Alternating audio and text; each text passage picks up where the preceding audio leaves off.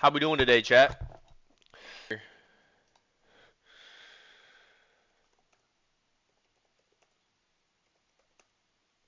feel like this should be easy to just look up and pull up a standard copy of like a King James.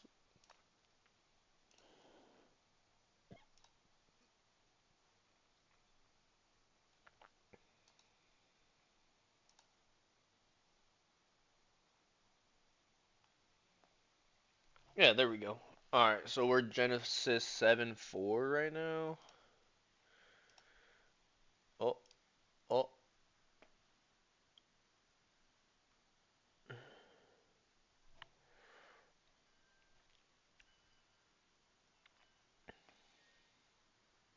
yeah, we're farther than this. That's Cain. Okay, yeah, we're chapter 8. Chapter 8. There we go, there we go, here we go. And the water surged on the earth for over 150 days. So right now we're reading about Noah and how um, God came to Noah and said, "Hey, we need you to build this ark. The world is too wicked. People are doing bad things. It's beyond fixable. We're gonna destroy the earth." So that's pretty much what God did at that point. And I mean, this is just from my reading. I'm just telling you guys, this is my first time reading the Bible. Okay, I grew up Mormon. I grew up in a household where it was every Sunday we went to church, and over the years we've fallen out of that, and now, I'm trying to find my way back into it and have a healthy relationship with my Lord and Savior Jesus Christ. So right here, this last chapter we just finished is chapter 7 of Genesis, and it basically explains that um, you know, God told Noah, "Hey, build the ark. We're gonna flood the earth. Really, not we. I'm gonna flood the earth. You're gonna live on a ship for 40 days and 40 nights, and I'm gonna drown everything on the earth." And lo and behold, it ended up being 150 days. It wasn't 40 days and 40 nights. It was 150 days.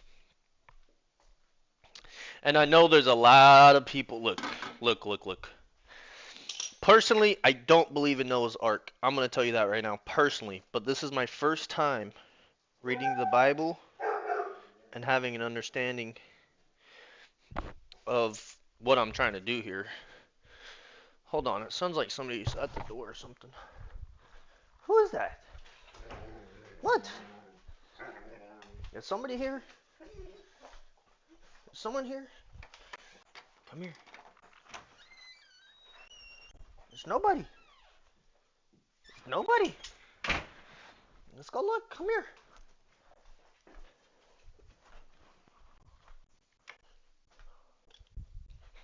Come on, let's look. Look at them. They're good. They're good. It's nobody. Come on. You're just fine. You're just fine.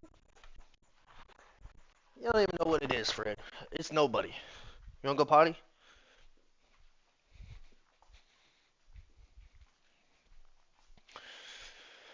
Alrighty. So Jesus told Noah, "Build the ark. I'm flooding the earth. The earth is gonna get flooded," and so he flooded it. And like I said, I don't personally believe. Personally, I don't believe it. I mean, there were other civilizations on the earth at the time, blah blah blah. But that's not what I'm here to get into. What I'm here to get into is reading the Bible. I want to make want to make my own opinion on if the Bible is real, and I can't do that unless I read the Bible for myself. I can go off all these other people telling me what the Bible should do for me, how good it is, this, that, the third. But personally, I cannot 100% definitively say I believe in the Bible if I haven't read it. So we're gonna take a little smoke break, take a little nicotine break.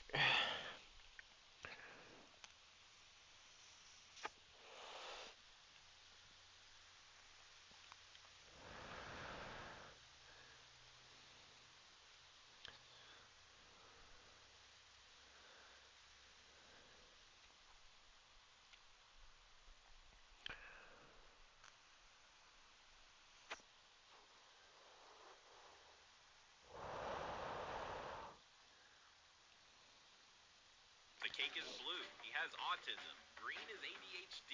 And red is none.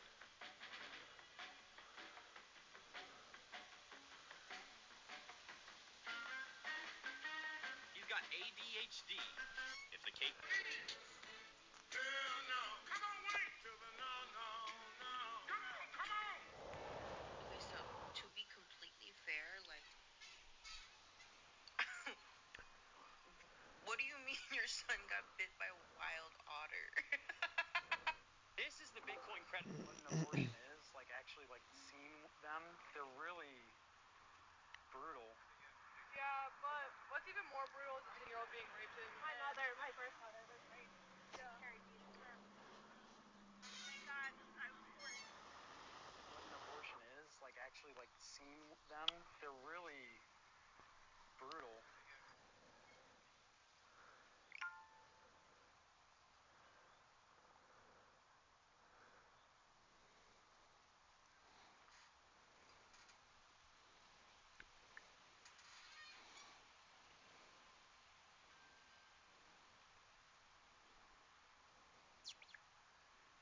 Brutal.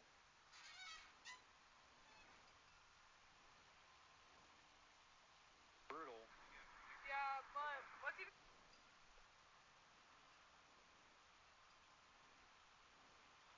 Brutal. Yeah, but what's... Brutal.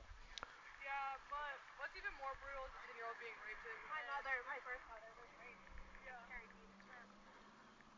Thank God I was born.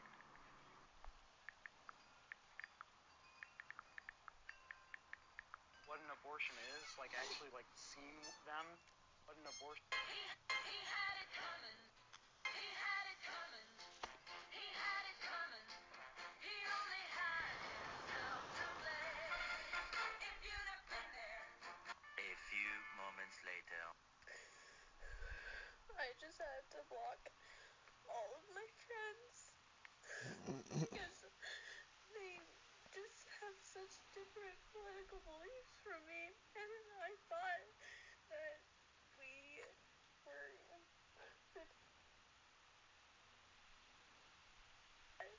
that we were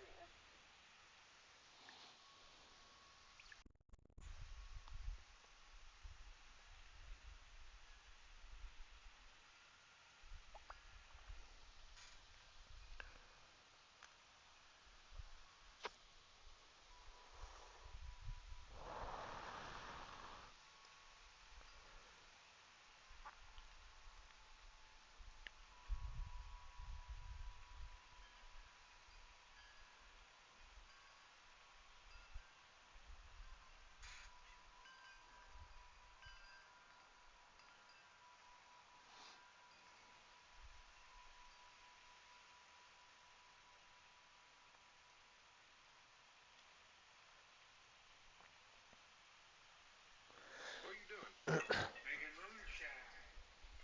Oh, yeah. Some of that root beer in there. Caramel. What again he said? Here's a good day of fishing. I'll salute to that. Shine on. You think it's good and frozen and done? Oh, I know it's done. Alright. Well, let's, oh, shit. Let's get her inside. What you doing, Grandpa? Getting fixing some shine. Alrighty, everybody. We're back. We're back to it. We're going to get right back into reading the Holy Bible today. We're going to read the King James Bible. You want to go potty? Go outside. You can go out there. It's open. Come on. Let's go. You can't go when I go, you dumb nut. Stay. Stay outside. I'm going to show you how healthy it is. You're okay. Stay. Ah, you're a loser. Alrighty, I'm gonna open my chat on my phone, so we're gonna get this away. We're gonna go back to the Bible. I'm gonna open up Kick Chat on my phone. YouTube, sorry, I don't have YouTube chat. Um, I'll try to work on that in the next couple days.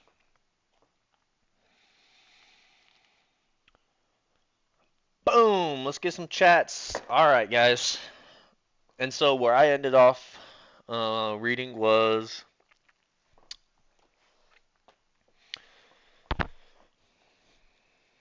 and those who were with him in the ark, period, and the water surged on the earth for 150 days.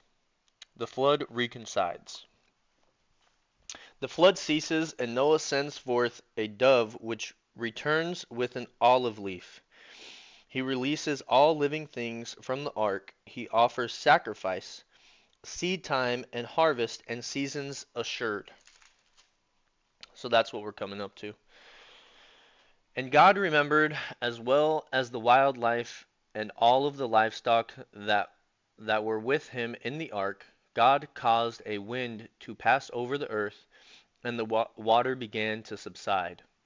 The sources of watery depths and floodgates of the sky were closed, and the rain from the sky stopped.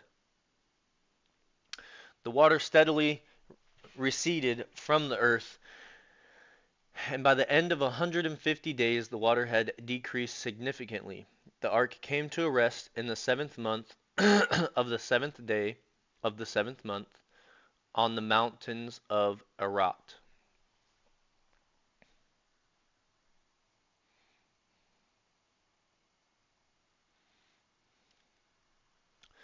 The waters continued to recede until the 10th month. In the 10th month, on the first day of the month, the tops of the mountains were visible. After 40 days, Noah opened the windows of the ark that he had made, and he sent out a raven. It went back and forth until the water had dried up from the earth, and he sent out a dove to see whether the water on the earth's surface had gone down. But the dove found no resting place for its foot. It returned to him in the ark because the water covered the surface of the whole earth. He reached out and brought it into the ark to himself. So Noah waited 7 more days and sent out a dove from the ark again. And when the dove came back to him at evening, there was a plucked olive leaf in its beak. And Noah knew that the water on the earth's surface had gone down. After he had waited another 7 days, he sent out the dove, but it did not return to him again. In the 601st year of the 1st month of the 1st day, the water that covered the earth was dried up. Then Noah removed the ark's cover and saw that the surface of the ground was drying. By the 27th day of the 2nd month, the earth was dry. This was the Lord's promise.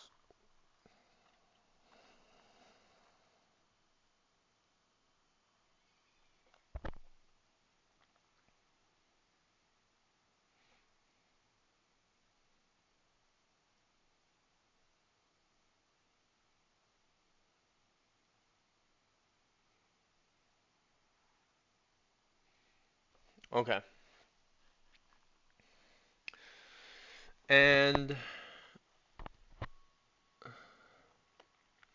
the Lord spoke to Noah. Come out of the ark, you, your wife, your sons, and your sons' wives with you. Bring out all the living creatures that are with you, the birds, the livestock, those that crawl on the earth. And they will spread over the earth and be fruitful and multiply the earth. And so Noah, along with his sons, his wives, and his sons' wives, they came out. And all the animals, the creatures that crawl, and the flying creatures, everything that moves on the earth, came out of the ark by their families. Then Noah built an altar to the Lord. He took some of every kind of clean animal and every kind of clean bird and offered burnt offerings to the altar. When the Lord smelled the pleasant aroma, he said unto himself, I will never again curse the ground because of human beings. Even though the inclination of the human heart is evil from youth onward, you will never again strike down I will never again strike down every living thing I as I have done. So I for me it doesn't really make sense, but at the same time that's God repenting for his own sins. That's him realizing what he's done. He said what I did was not right, and he was able to say I'm not going to do that again. I mean, I think that's pretty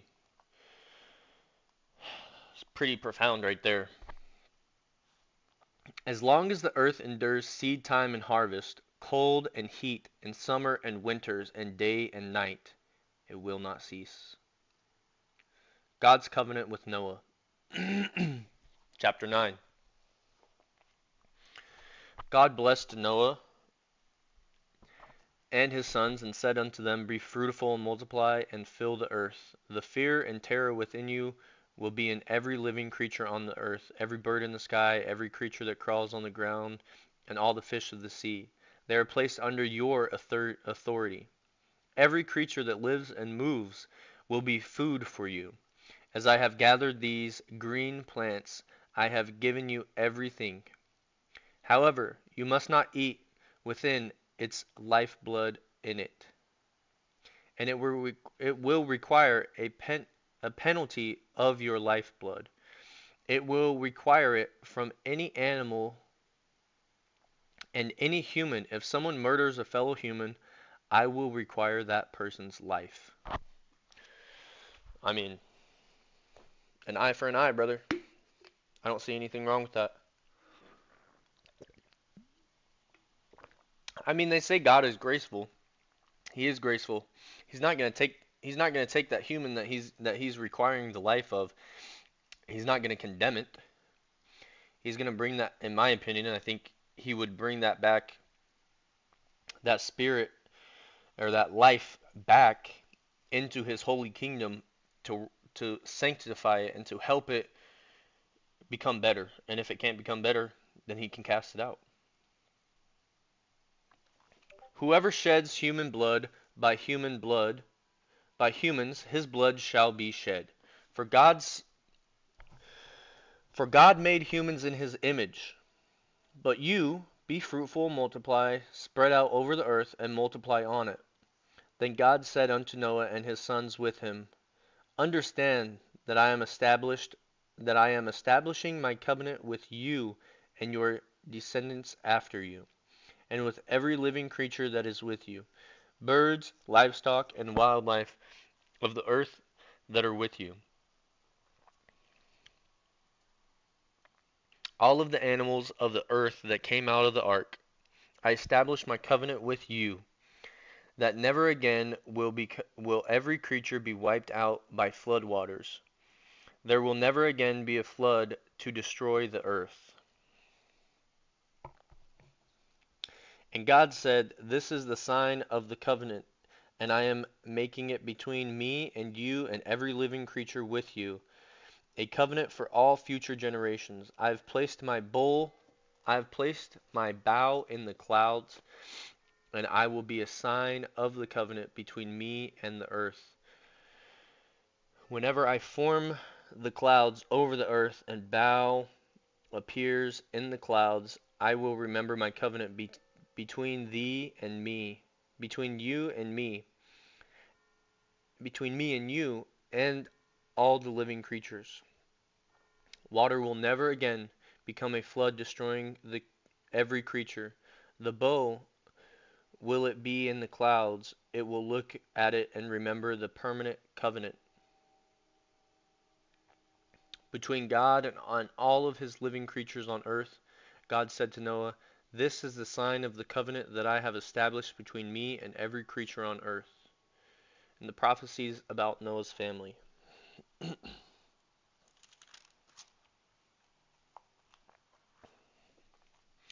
Noah's sons came out of the ark were Shem, Ham, and Japheth.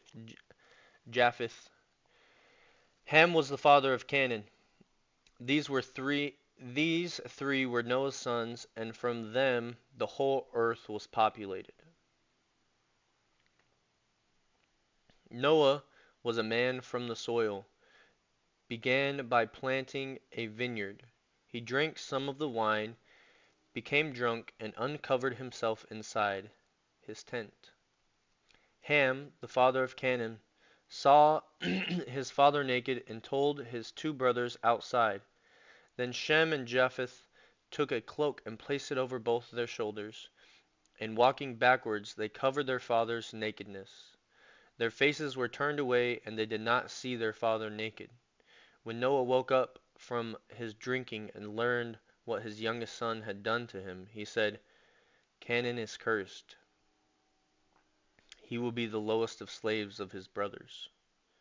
He also said, Blessed the Lord, the God of Shem. Let Canaan be Shem's slave. Let God extend Japheth. Let Japheth dwell in the tents of Shem. Let Canaan be Shem's slave.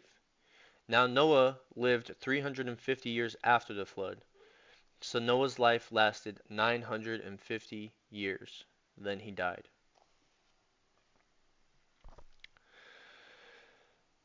The Table of Nations. All of these family records of Noah's son Shem, Hath, and Japheth. They also had sons after the flood. Japheth's sons were Gomer, Maga. Wow, that's a lot of names. Magaog, Madi, Javan, Tabul, Meschef, Meseshchef, and Tiras. Goma's sons were this name, Togaram, and Javan's sons were Elisha, Tarkish, Kittim, and Dadaman. From these descendants, the peoples of the coasts and islands spread out onto their land according to their clans and their nations, each with its own language. Ham's son, Cush, Mizraim, Put, and Canaan. Cush's sons, Seba, Havilah, Sabata,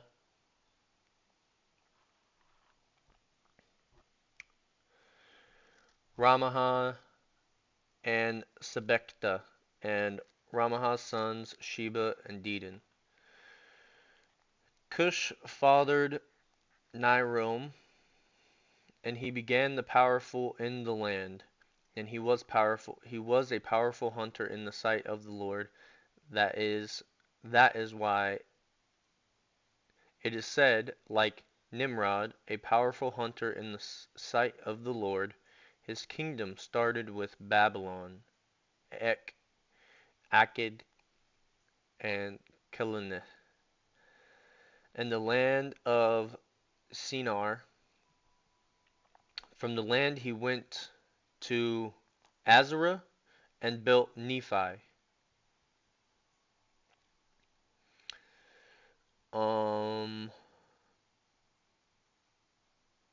Yeah, that's not making any sense to me. We're gonna skip that verse. Oh, okay, so this is listing the family trees of everything. So then Mirzama fathered the people of Lud, Lehab, Naput, blah blah blah. These Philistines came from them.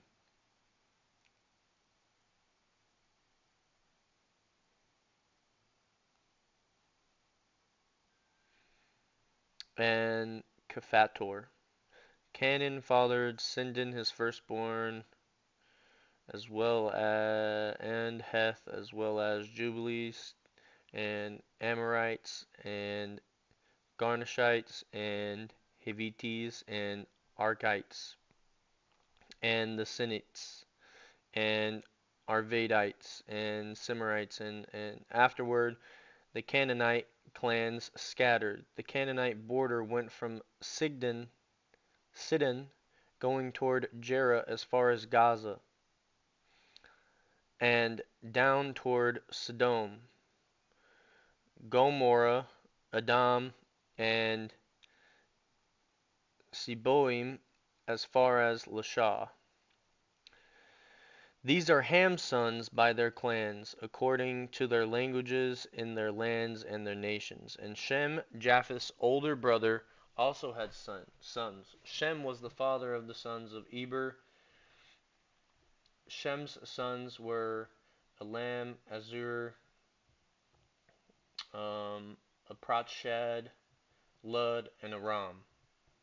And Aram's son Uz, Hul, Gather, and Mash.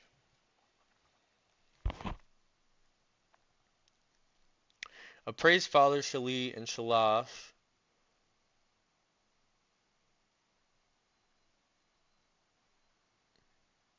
Okay, he fathered Shelah, and Shelah fathered Eber. And Eber had two sons, was named Peleg, for during his days on the earth was divided. His brother was named Joktan. Joktan fathered all these people, and Obal, and all of these were Tokan's sons, and their settlements extended from Mesha to Sapha, the east hill country. And these are Shem's sons by their clans according to their languages, and their land, and their nations, and their clans of Noah's sons according to the family records and their nations. The nations on earth spread out from these after the flood. Chapter 11, the town of Babylon. All men speak the same language. They build a tower of Babylon. The Lord confounds their language and scatters them all over the earth. The generations of Shem include Abram, whose wife was Sarai, and Abram leaves Ur and settles Haran. The whole earth had the same language and vocabulary as people migrated from east, and they found a valley in the land of Shinar and settled there. They said to each other, "Come, let us make oven-fired bricks." They used bricks for stone and asphalt for mortar. And they said, "Come, let us build ourselves a city and a tower with its top in the sky. Let us make a name for ourselves, otherwise we will be scattered throughout the earth." The Lord came down to look over the city and the tower the humans were building, and the Lord said, "If they had begun to do this as one people, all having the same language, then nothing they plan to do will be impossible for them. Come, let's go down there and confuse their language so that they will not understand one another's speech." So from there the Lord scattered them through the earth, and they stopped building the city. Therefore it is called Babylon. For there the Lord confused the language of the whole earth, and from there the Lord scattered them throughout the earth. From Shem to Abram. These are the family records of Shem. He lived 100 years and fathered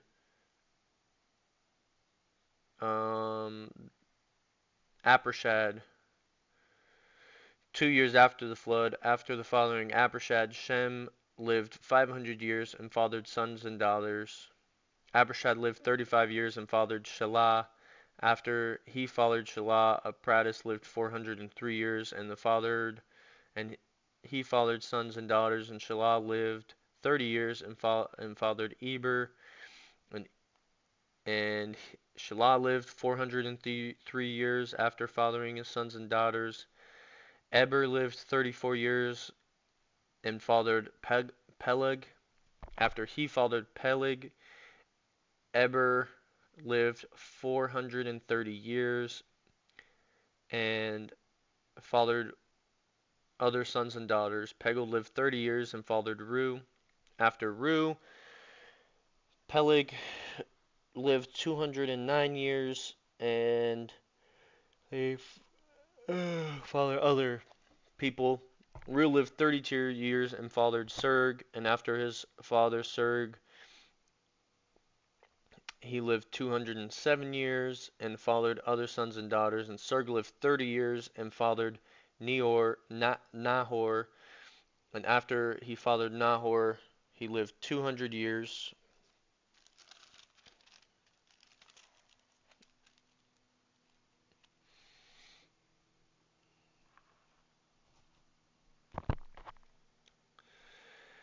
Nora lived 29 years and fathered Terah. And Terah lived 70 years and fathered Abraham, Nahor, and Haran. These are the family records of Terah. Terah fathered Abram, Nora, and Haran. And Haran fathered Lot. Haran died in his native land of Ur of Chaldeans during his father Terah's lifetime. Abraham and Nora took wives. Abraham's wife was named Sarai, and Nora's wife was named Melika.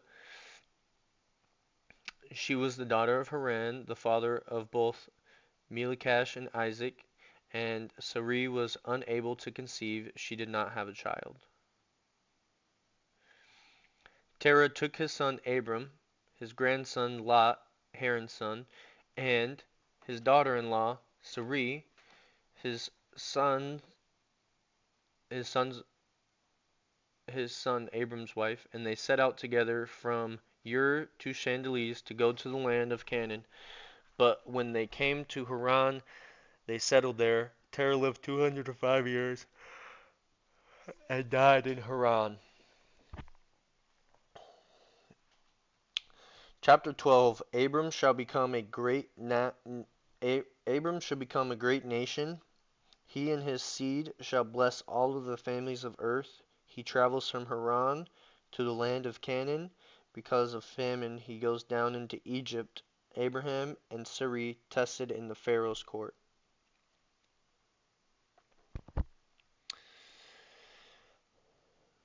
The call of Abraham. The Lord said to Abraham, "Call out from your land, your relatives, your father's house, to the land that I will show you. I will make you into a great nation. I will bless you. I will make your name great, and you will be a blessing.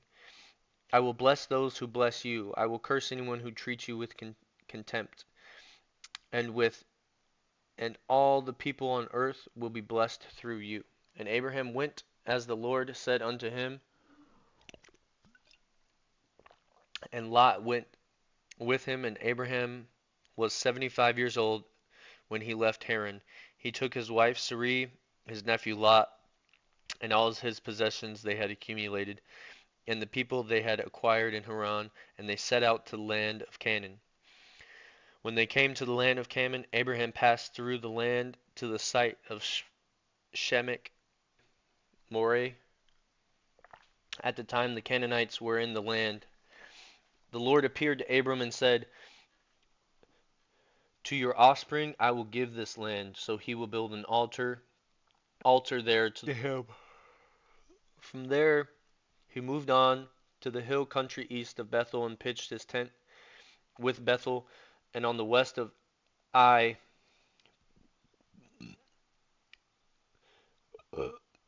on the west of Ai and on the east, he built an altar to the Lord there, and he called out to the name of the Lord. Then Abram journeyed by stages of the Negev.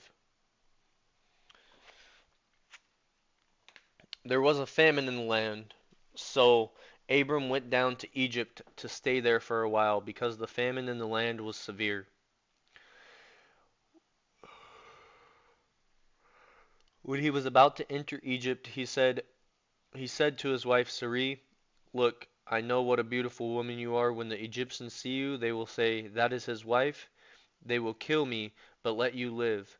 Please say you're my sister, so it will go well for me because of you, and my life will be spared on your account." When Abram entered Egypt, the Egyptians saw that the woman was very beautiful. Pharaoh's officials saw her and praised her to the Pharaoh, and so the woman was taken to the Pharaoh's household. He treated Abram well, because of her, and Abram acquired flocks and herds, male and female donkey, male and female slaves, and camels. But the Lord struck the Pharaoh and his household with severe plagues because of Abram's wife Sarai. So the Pharaoh sent for Abram and said, "What have you done to me? Why didn't you tell me she was your wife? Why did you say she was your sister, so that I took her as my own wife? Now here is your wife. Take her and go." The Pharaoh gave his men his orders about him, and they were sent away with his wife and all he had. Abraham was very rich in livestock, silver and gold, and he went by stages from the Negev to Bethel, and the place between Bethel and Ai, where his tent had formerly been, to the site where he had built the altar. And Abram called the name of the Lord there. Now Lot was traveling with Abram, also had flocks, herds, and tents, but the land was unable to support them as long as they stayed together, for they had so many possessions that they could not stay together, and they were quarreling between the herdsmen of Abraham's stock and the herdsmen of Lot's livestock. At the time, the Canaanites and the Perizzites were living in the land. So Abram said to Lot, "Please, let's not have quarrel between you and me, or become between you and your herdsmen and my herdsmen. Since we are relatives, isn't the whole land before you separate from me? If you go to the left, I will go to the right. If you go to the right, I will go to the left." Lot looked out and saw the entire plain of Jordan as far as Zoar, as well as watered everywhere like the Lord's garden and the land of Egypt. And this was before the Lord destroyed Salmon and Gomorrah. So Lot chose the entire plain of Jordan for himself. The Lot then Lot journeyed eastward, and they separated from each other. Abram lived in the land of Canaan, but Lot lived in the cities and the plains that were set up his tent near um, Sodom. Now the men in Sodom were evil, sinning immensely against the Lord. After Lot had separated from him, the Lord said to Abram, "Look from the place from where you are. Look north and south, east and west, and I will give you your offering forever. All the land that you see, I will make your offspring like the dust of the earth. And so that anyone could count the dust of the earth, then your offspring should be counted. Get up, walk around the land through its length and its width, for I will give it to you." So Abraham moved his tent and went to live near the oaks of Moreh and Haran, where he did build an altar to the Lord. Chapter 14. In those days came Amraphel and Shinar, King Eric, and blah blah blah. All these kings waged war against King Bera of Sodom, King Bersha of Gora, and all these places are now starting a fight. Okay. And all of these came as allies to Siddim Valley, that is the Dead Sea. They were subjected to Tidor Lamador for 12 years, but in the 13th year they rebelled. In the 14th year, Chamiro Relador and the kings who were with him came and defeated the Repith and the blah blah blah and the blah blah blah and the blah blah blah and the Horites, and in the mountains of Seir as far as Elon Paran by the wilderness. Then they came back to invade. They defeated the whole territory of Amalekites as well as Amorites who lived in Hazaron Tamara. Then the king of Sodoma, the king of Gaza, of Gomorrah, and the king of Adam, and the king of Zimoni, and the king of Bela that is Zor, went out and lined up for battle in the Siddim Valley against all the other kings, and 4 kings against 5. And now the Siddim Valley contained many asphalt pits. As the kings of Siddim and Gorafal fled, some fell into them, but the rest fled into the mountains. And the 4 kings all took the goods of Sodom and Gomorrah and all their food and went on. They also took Abraham's nephew Lot and his possessions, for he was living in Sodom, and they went on. One of the survivors came to Abram the Hebrew, who lived near the oaks belonging to Mamre and the Amorite, and the brother of Eshcol and the brother of Aner. They were bound by a treaty with Abram. When Abram heard that his relative had been taken prisoner, he assembled his 318 trained men born in his household. Wow. And they went in pursuit as far as Dan. And they said, his servants deployed against them by night, defeated them, and pursued them as far as Hobeth, and the north of Damascus. He brought through all the goods and also his relative Lot and his goods, as well as the women and other people.